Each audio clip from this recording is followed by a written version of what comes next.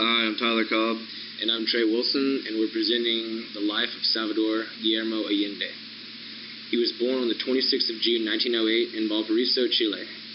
His parents were Salvador Allende Castro and Lauren Gossens Uribe. Salvador's family was considered upper class in Chile. During his teen years, his main influence in politics was from an Italian shoemaker named Juan de Murphey, who was an anarchist. He graduated in 1933 from the University of Chile with a medical degree. During that same year, he co-founded the Socialist Party of Chile. During medical school, Allende was influenced by Professor Max Westenhofer, a German pathologist who stressed on the social determinants of disease and social medicine. Allende married Hortensia Bussy, with whom he had 3 daughters. He was a Freemason, a member of the Lodge Progreso No. 4 in Valparaiso. He became the Minister of Health after helping with the electoral campaign of the Popular Front led by Pedro Aguirre Cerda. As the Minister of Health, Allende passed multiple laws for social reforms, such as protecting workers in factories, higher pensions for widows, maternity care, and free lunches for children at school. Upon entering the government, Allende released his spot in the Parliament of Valparaiso and wrote a book called The Social and Medical Reality of Chile. Following the death of the President Aguirre Cerda, Allende was elected deputy of the Popular Front, while the Popular Front was renamed the Democratic Alliance.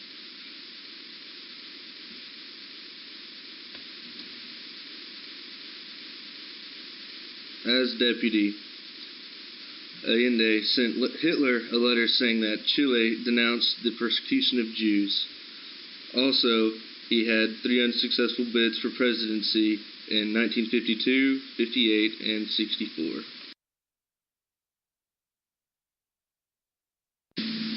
Finally, in 1970, Allende became president.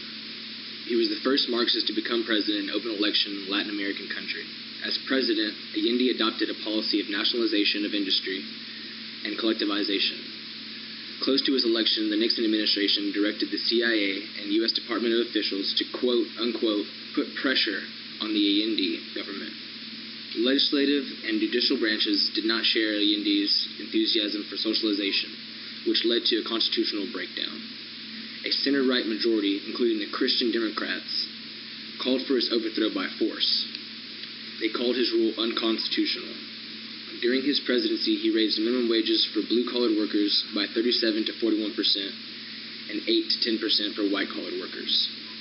Education, food, and housing assistance were significantly expanded, as well as other government programs, especially those reaching out to rural communities. Chilean presidents were allowed a maximum term of 6 years, which may explain Allende's haste to restructure the economy. The Chilean economy also suffered as a result of a U.S. campaign against the Allende government. Then the Allende government announced it would default on debts owed to international creditors and foreign governments. Allende also froze all prices while raising the wages. His implementation of these policies were strongly opposed by landowners, employers, businessmen, transporter associations, and some civil servants and professional unions. The opposition was led by the National Party, whom was backed by the Roman Catholic Church. Chile reconnected with Cuba even though the United States said not to, since Allende's socialist policies were increasingly bold and his close relationship with Cuba heightened fears in Washington. The Nixon administration continued to exert pressure on Chile via multilateral organizations and backed Allende's opponents in Chilean Congress. On September 11, 1973, the military moved to overthrow Allende.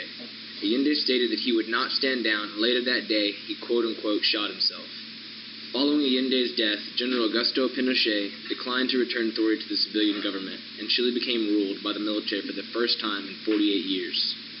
Allende's supporters were exiled and murdered, including his Minister of Foreign Affairs, Orlando Letelier, and his Deputy President, Carlos Prats.